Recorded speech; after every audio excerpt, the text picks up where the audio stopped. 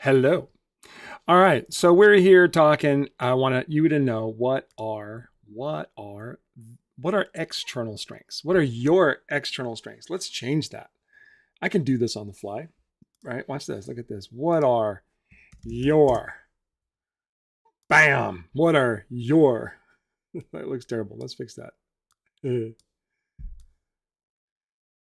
There we go. What are your external strengths? Okay. What are your external strengths? These strengths, by the way, that I'm talking about is the strengths that I have been working with thousands of people over the years to utilize, to access the resources around them, the people, the tools, the systems, the processes, the knowledge, the wisdom, right? How many of you all still feel like what you have to do is overcome everything by yourself? And these strengths here, the external strengths, right? I'm going to show you here what they look like. It's these ones right over here.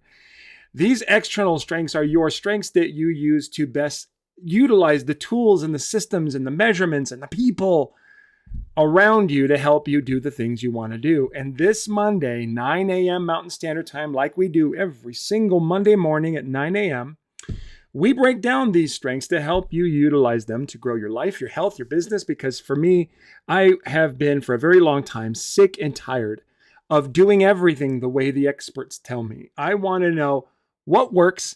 And what I want the experts to do is to teach me how I can do it by being who I am right now with my current audience, with my current skill set. How can I utilize what works with who I am right now? And I want you to think about this too. Because this is the thing that frustrates me all the time. It's like I'll attend trainings, I'll attend workshops and such, and I'll see somebody on a stage who obviously has a massive following or has a massive email list or massive resources or skills or talents or age or youth or whatever.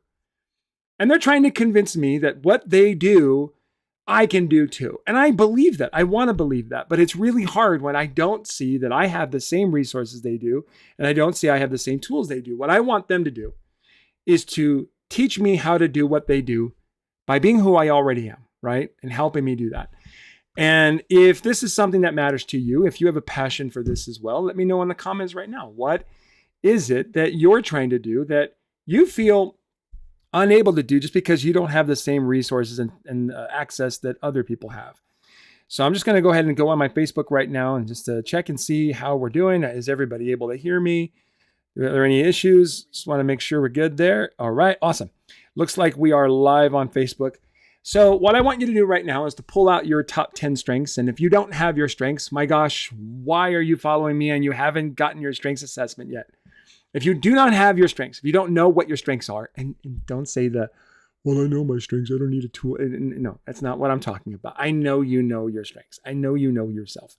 But when you really know who you are at this level, right?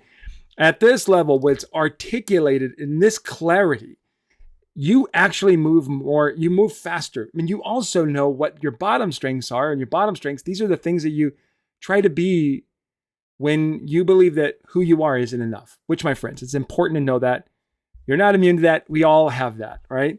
So before I break down these strengths, of course, I want you to make sure you've got your strengths with you and let me know right now in your top 10, right? We're going to talk about what are the external strengths.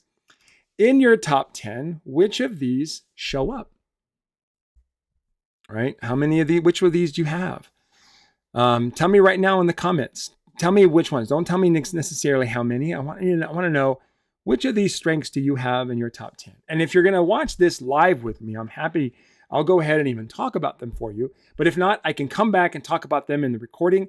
So just let me know in the comments right now, which of these strengths do you have in your top 10?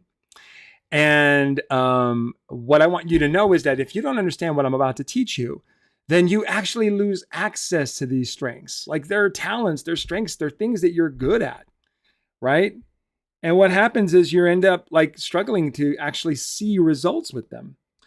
So let me go ahead and get started with this. So let me know right now if you're watching this live, if you have any of these strengths high. Okay. All right. So let's talk about this real quick. So I need to clarify a few things. Now, Gallup has a very beautiful way of teaching strengths. Obviously, strengths came from them, and I could not be more grateful for Gallup for creating this resource for us to be our best selves with everything we do. But I just want to share with you real quick. that I don't teach the stuff that's on Gallup's websites. I don't teach the stuff that's in Gallup's books.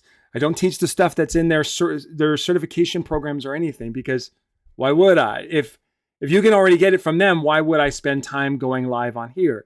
What I actually teach you is what actually works with strengths. My biggest problem with my own personal education of strengths through Gallup's resources was there's a lot, and it's very complicated. And it can take a long time. And for those of you watching right now, maybe you've even felt this need like going, yeah, it's cool, but I don't do anything with it. I have found very vague information when it comes to how to apply these strengths step by step. And I've spent the last 6 years of my life mastering this with thousands of people to get measurable results. And so one of the things I do when I work with people one-on-one is I take a look, which one of these external strengths do you have high? And the reason I go that is because I want people to be able to utilize the tools and the resources and the people around them more effectively. So if you're watching this right now, tell me which of these right here that you have in your top 10, and I will focus on that one even for you specifically right here. So all you gotta do is just let me know in the comments. I'm watching. While I'm watching the comments, I'm just gonna go ahead and go over this. Now remember, we talk about this every Monday morning, 9 a.m. Mountain Standard Time, inside the Unleash Your Strengths community. If you want access to that, I'll drop the link here later in the comments. All right, so let's zoom into this right here. What are the external strengths? That's too close. Let's try that differently. All right, there we go. All right, so here, an external strength involves starting with something outside of yourself, like books, resources, information, or people, to access and activate your natural abilities more quickly and authentically, right? It's about leveraging the expertise around you they have access to, the inspiration around you, or even frameworks or step-by-steps that other people have created, right? And by doing so, you will feel more aligned, more empowered, more effective in sharing your gifts with the world. For example, before designing a new coaching offer, for those of you that want to use strengths to coach people more effectively, you might review some other renowned coaches like me website, or read a marketing expert's blog to gain more clarity and confidence. In essence, these strengths here, right here, are about better utilizing what's around you and utilizing that to help you access your best self. So once again, if you're watching this live, let me know which of these are in your top 10, and I'll spend a little bit more time.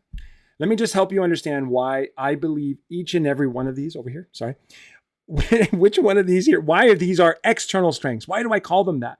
Well, let's just talk about achiever for just a second, right? Let's go into achiever. So the reason why I believe achiever is an external strength is because what I know as an achiever myself, it's in my top 10, is that achievers are driven first by seeing some sort of measurement outside of themselves, being impacted by what they do. People that are high in achiever, Gallup states that they are, they have unlimited energy, and can work hard and have a great deal of stamina and find joy in being busy. Okay, great. But what they want is they want to see what drives them is the external. They want to see numbers change. They want to see actual practical changes in the things around them. And so an achiever, I call it external because they take measurement of what's around them more effectively, right? So they go, well, I want this group to grow, so let me focus on growing this group. Or I want this metric in my personal life to grow, so let me focus on growing that metric. And so that's where achiever is an external strength. What causes problems is when a person with achiever doesn't focus on the external first, and they tend to drive in with an internal drive to just be busy. Now, the problem that is if an achiever only focuses on what's inside, an internal desire or drive to be busy, and they ignore the external, then they get caught spinning wheels, going in directions, working hard and getting nowhere. Achievers hate it when their hard work doesn't get them or produce something externally meaningful. And so, like I always try to tell people, if you understand your strengths, then you are doing things in a way that keeps you going. So achievers love it when they put their head down and they go to work and they go to work and they go to work. And then they look up and see, all right, the number is moving forward. And they go back down to work, work, work, work, work. And they look up and go, yes, the number is moving forward. Work, work, work, work, work, right? This is where you are your best. And so if you have achiever in your top 10, let me know in the comments. So now you should be understanding this, why this is important. So let me go ahead and rapid fire some of these other ones, right? So why is adaptability, right? Why is adaptability an external strength? Because it has to do with the environment around them. And what they want to do is they want to adapt to what's going on around them. So first, what's around me? Let me adapt to it. An analytical wants to take data, measurements, facts, figures, numbers, and say, okay, based on these facts, figures, numbers, now that I understand what they are and I've gathered that data and I've analyzed that data, now let me do something with it, right? So analytical starts there.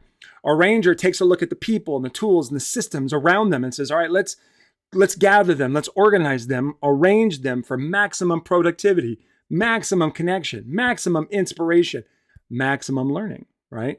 So the people of command take a look at what's around them and says, there's a group of people here, because it's an influencing strength, right? There's a group of people here. Is there a leader? Is that leader competent? Is that leader moving this group towards something important? And if not, I should take over or I should get out. Context. What people with context do is they look at the past, they look at history, they look at measurements of what's ever happened, and they can try to see what's happened. How should we take that and use that to make better decisions with what we want to do going forward? Deliberative externally does best by looking at facts and figures and data and also goods and bads, pros and cons, highs and lows. And they take that data and they compare it and they try to make the perfect decision with it. So deliberatives are always in that phase of deliberating over what's the right thing to do based on what works, what doesn't work, pros and cons, and so on. A developer looks at the people around them and says, who can I encourage? Who can I cheer on? Who can I support? Who can I let them know that they're good and they should keep going? Discipline looks at their environment and says, what's the right schedule and system and process for me to hold on to and follow? People with high empathy says, who are the people around me? How do they feel? What is their energy? What's their high and what do I feel off of them so that I can play off of that? An ideation takes a look at things around them and says, okay, this is great, but this is missing, right? They go, okay, that's great. I understand that this is a wonderful thing, but this is missing. And what I want you to do is, talk about that thing that's missing, because everyone's missing it. Even though people around me sometimes don't like to be told that something is missing, I love to look for it. And I will always find it. When you have ideation high, that is what you do. You look for what everybody else is missing and you point it out and you make it bigger. And you help people balance that. Includer, it looks around and says, all right, this is what we're doing. Who could really benefit from being a part of this? Who can come in? You should be a part of this. Or you should, hey, would you like to be a part of this? We got this thing going on. You should. And what includers do is they look at what's going on around them and make sure that everyone has an opportunity to be a part of it. Individualization says, who's around here? What are their talents? What are their unique skills? And they just do this energetically. They just kind of go, oh, you're really good at this. And oh, you're really good at this. Let's kind of connect a little bit, right? And connect and do things better. This is actually something that I'm very passionate about right now. One of the things I do with my individualization just moved into my top 10. And one of the things I love doing is connecting high-level entrepreneurs, my friends that I know over here, with other high-level entrepreneurs over here, because like, you guys would really work really well together. Let's connect. Let's connect. Let's get to know each other. Let's find out how we can be of service. In fact, I just did this today with 3 very powerful high-level entrepreneurs that I know, connecting with another friend of mine that's about to launch a really powerful challenge next month. So for me, that's what individualization is. It's looking for those things. Okay, so input. Input, it's an easy one, right? What are the tools, information, access? What are the resources and even the people or talents around me that I can gather? People with high input love to go outside of themselves and gather, not necessarily just for themselves, but for other people as well. What kind of tools or systems or access or information can I gather for the people around me? When people have maximizer, they don't typically start with themselves. They start best by looking at the people around them. or the systems or the tools around them. They automatically go into every situation and go, this is not good enough. Maximizers go into every situation. Let me just be honest with you, maximizers. They go into every situation and say, this is not good enough. These people aren't good enough. These tools aren't good enough. We got to make it better. And that doesn't mean they're bad. Now, not good enough does not mean bad. Actually, a maximizer looks at something and says, this is not good enough because it has a potential for more, right? So what you all have to do if you're married to a maximizer is stop taking every time they try to maximize you personally and realize they believe in you. They see more in you. That's why they're maximizing. So maximizers look externally for the things around them and say, this is not good enough. What can we make better? How can we make it better? And with significance, this is the greatest, the biggest of the external strength. It's literally about how can I make the planet better? How can I make the world better? How can I make even my world better? How can I make an impact in that world? One of the things I tell people who have significance that brings them to tears is sometimes when you have significance high, you actually have the belief that God is looking at you saying you're not doing enough. And I know you can do more. That's heavy for someone with significance high. So I hope you've learned something about these, just a little bit about these. What I've done is I've actually created this really brilliant tool. Let me go ahead and show you that again. I've created this brilliant tool that'll help you get the access to these external strengths with a simple, like a problem, a possibility, and a principle around this, the strategy around using these tools and these strengths, and a specific step-by-step plan on how to apply your external strengths. So each and every one of your external strengths are listed here. And what I'm going to do on Monday is I'm going to go over how to use each and every one of these with real people who actually have these strengths high. So you can actually watch that, my friends. I want you to be a part of the Unleash Your Strengths community. We have a massive library of tools to help you understand your strengths and help you apply them step by step to your business, even a 30-day step-by-step plan. But with all of that, my friends, ultimately, I hope this helped you. I hope this makes a difference for you. If you've got some external strengths that I just mentioned, let me bring them up again. All right, let me bring them up again. If you got any of these external strengths in your top 10, did what I said about your strength apply to you? Can you look at that valuable strength you have and not bring in your big fat butt? Let me explain my big fat butt. Sometimes when I tell people about what's great about their strengths, they'll say, yeah, that is me. But they'll say, yeah, that's totally me. I love that. But, and the but is always other people don't like it, or but it doesn't work, or but it drains me, or but it gives me issues, or blah, blah, blah, blah, blah. And they bring their big fat butt. My friends, if you have a big fat butt with any of your top 10 strengths, then this is what I'm here to do. Help you get your big fat butt out of the way and start utilizing your strengths to bring you joy and results, because you were designed for both. You were designed to have joy and results with everything you do. I love you. I know God loves you. He has designed you for greatness. He loves you more than anything. And my friends, he just wants to see you thrive just like I do. I am here to be a member of God's army to help you understand how you were infinitely, uniquely designed so that you can make a difference in people's lives just by being who you are. Okay, if you want the link, you want to join the group, you want to be a part of this Monday, 9 a.m. and every Monday, 9 a.m. Mountain Standard Time, we go to work on these strengths. I hope you have a wonderful day. Let me know if you've got any of these strengths in your top 10, and I'll happily send you some more information. We'll see you later. Bye, everybody.